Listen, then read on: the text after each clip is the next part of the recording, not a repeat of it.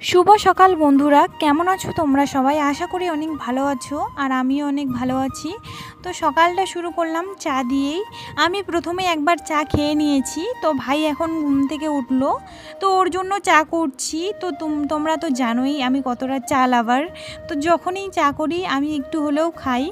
তো এই যে দেখো ভাইয়ের জন্য চা করছি। ও ঠান্ডা চা খাবে না, গরম করে দিলাম। পুরো 1 কাপ খাবে সকালে। তারপর আমার বাড়ির অনেক কাজ আছে। আমার সার্ফ শেষ হয়ে গেছিলো, তো দোকানে গেলাম, গিয়ে একটা প্যাকেট নিয়ে আসলাম 10 টাকা দিয়ে। তারপর কাপড়গুলো ধুয়ে দেব।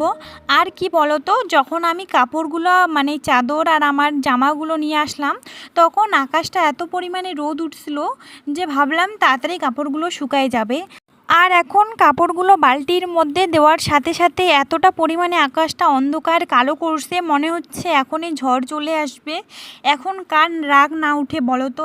একটু আগে কত সুন্দর রোদ ছিল, এখন কাপড়গুলো ভিজাইতে ভিজাইতেই আকাশটা খারাপ হয়ে গেল।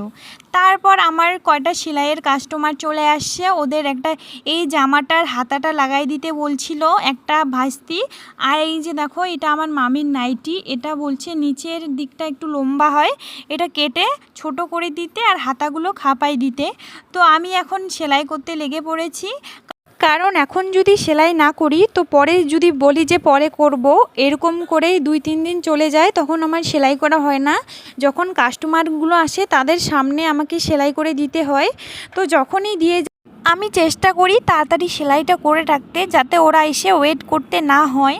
তারপর সন্ধ্যার দিকে আমার জন্য বাবা কিছু খাবার নিয়ে আসে। আমি বল সন্ধ্যা হলেই মনটা যেন কেন বলে যে একটু ঝাল খাই, একটু টক মিষ্টি খাই।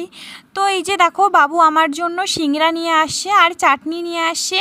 এই চাটনিটা অনেকটাই টেস্ট হয় খেতে, আমাকে খুব ভালো লাগে। তো এখন সিংড়া শোধে চাটনিটা খাবো। ভিডিওটা কেমন লাগে